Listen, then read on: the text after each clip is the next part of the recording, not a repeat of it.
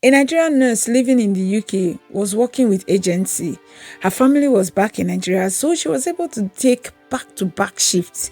This woman wouldn't rest. The next flat neighbors, they didn't know her because she comes to change and just go, maybe nap sometimes at night, come in and go out. Nobody knows when she was in or out because whether morning or night, nobody sees her. But one day, the next flat neighbor was smelling something really bad, and she was looking, checking everywhere, and traced the smell to this our Nigerian woman's door. And knock, the woman wouldn't open. She doesn't have the woman's number. So she called the authorities. The authorities decided to break down the door. What did they see when they broke down the door? The decomposing body of this poor woman. Apparently, she had passed away in her room all by herself. Because it's agency shift now, if she did not pick up her shift, they would quickly call a replacement. And nobody knew she was in her apartment. In April this year, Quita Cole, the black American woman who owned QC Kitchen in Nashville, went to bed and didn't wake up.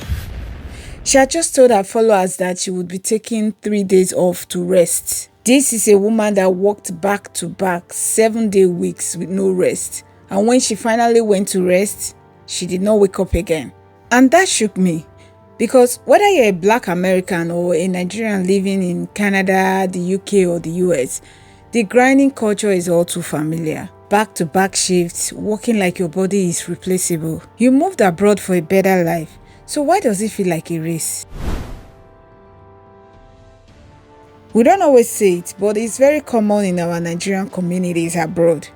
You see your fellow Nigerian post a house, a car, or a big win, and suddenly you are calculating how you catch up. And it's not always because you are jealous. Sometimes it's fear. Fear of looking like the one who is behind abroad, the one who didn't make it. You want to show up so you don't fall your family hand. We end up performing success instead of living real lives. I've seen someone take an extra shift right after buying a house because they want to keep up with the lifestyle. Sometimes we hide our struggles from our community here because people already think we are doing well, and we don't always want to show that side of us that is not doing well to the people around. I know I have hidden my struggles sometimes. Have you? Let me know in the comments. Looking successful versus being okay, it's not the same thing. From the moment you land, people back home already assume you have made it, so they are expecting things from you. Even when you are still settling in, even with no jobs, you start getting messages. Help me with something now. Send me school fees. My child's school fees is due. Just send me small thing now. They are not trying to be wicked. It's just that they don't see your bills. They don't know you are still job hunting or you're just doing 1 or 2 survival jobs to keep body and soul together. But they think, abroad, something must show now, even though it's only $100. You can just help them out with that. So you start performing, trying to look like you're making it, even while you're just trying to get by. The pressure isn't always loud. Sometimes it's implied, subtle. If you couldn't send money for 3 months, who would stop talking to you? So between the pressure from home and the quiet competition around you, when do you actually rest? Some people haven't had a real day off, not because they can't, but just because they are scared of falling off. Our people collect all the shifts. We don't attend events because we don't want to miss any shifts. We skip sleep, we miss appointments just to keep up with the rat race. Then we say, after we achieve this or that before we take a rest. It's not sustainable. Before you know it, the body is already sending warnings. We all know the signs when our body is giving us signs to rest. When I am having those signs, I just put my feet up. Despite whatever is going on, I know last everybody will be fine. So I just put my feet up and rest. But I am walking towards that place that I don't need my body to start giving me signs. I will know to rest proactively. Intentional rest is not laziness. I heard the story of a Ghanaian man in the UK. He was returning from a shift and going to another shift. He collapsed and died in the bus. You're making money, but what's the money doing to you? Burnout doesn't only happen to people doing survival jobs. Even high earners, they're all grinding too. Some of them won't take time off because they are scared of falling behind. Or they believe that if they are not around, something might go wrong. And when they finally take a vacation, they are still wired. That's when they decide to fix something around the house, do deep cleaning, take the car for servicing, or even go on a trip that requires high energy. Vacation becomes another project.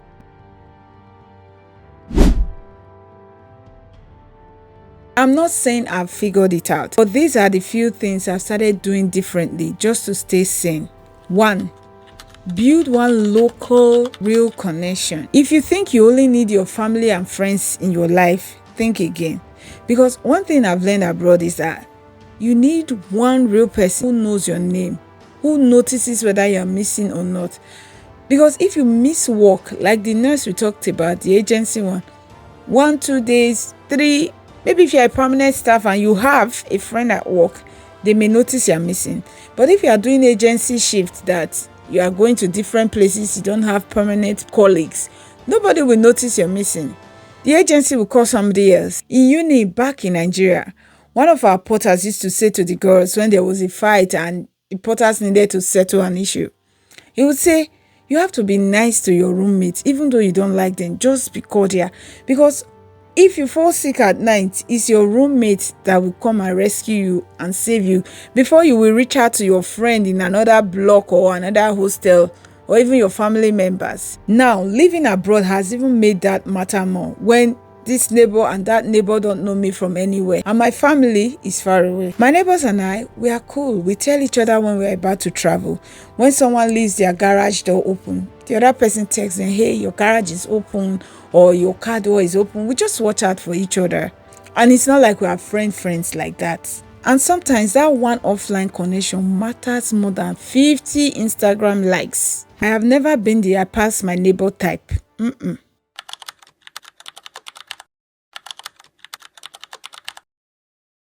I am very content with what I have. I don't oppress anybody and nobody can oppress me with anything. And in this adulthood, that is a big strength. I know not everyone's journey will look the same. And while I have my struggles, I don't post them online. I also know there are people who would give anything to have my life with the little they know about me. I'm sure when they see the struggles, they'll say, take your life, I don't want. So that awareness grounds me. And I know people also are not posting their struggles as well. You can be content and still want more. But that more doesn't have to be a competition with anybody.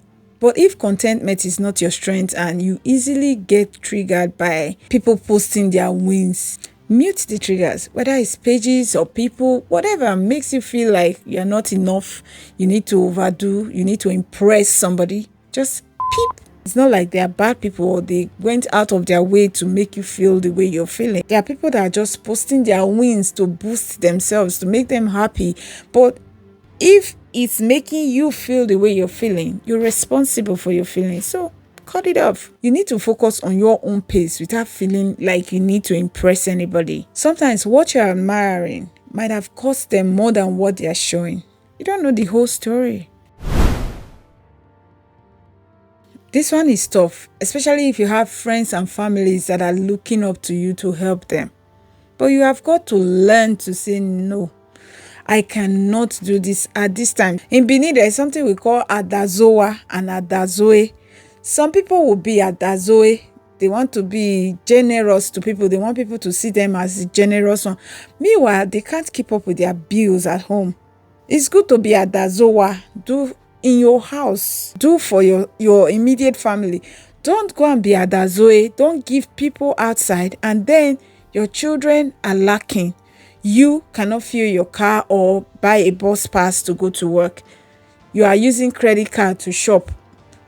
It doesn't make sense because if you stand better, if you have your 2 feet well planted, you can do for people. Me personally, when people ask me, if I can, I will do it.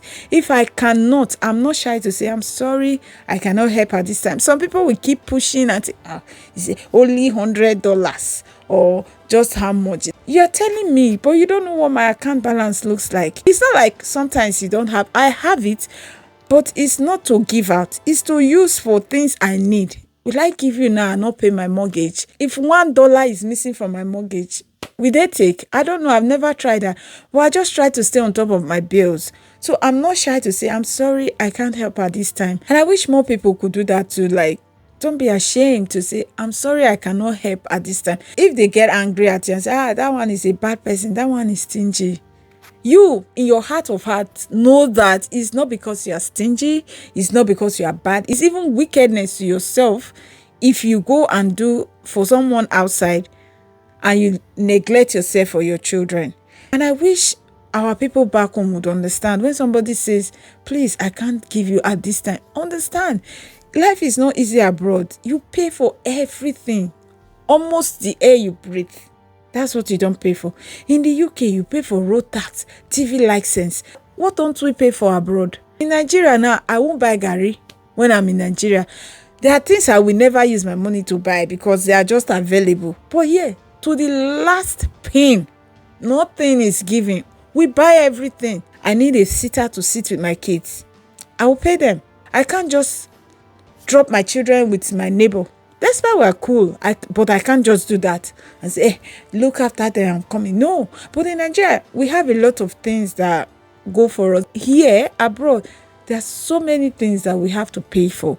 You have to understand with us. When you say, send me 20K, what if I can't afford to send you 20K? 20K may be like $20. $20 in your ear, it's like 20 naira. Like to us, you think it's 20 naira. It's not. $20 is something. Some of my people are pushed, are pressurized. Even what you cannot afford, you want to be the person that everybody looks up to. At that way, meanwhile, at home you're suffering. In Benin, we say, we will not use shame to chop punch. Truth is, if it was just about living a decent life with your immediate family, you probably would not need to be grinding as hard as you are. So what is really driving us? We talk about better life all the time, but define better. More money, more recognition, more peace. At some point, you have to define enough for yourself because the world will never stop moving the goalpost. What does enough look like for you? Not society, not social media, just you. Maybe start by asking these 3 questions. Can I rest without guilt?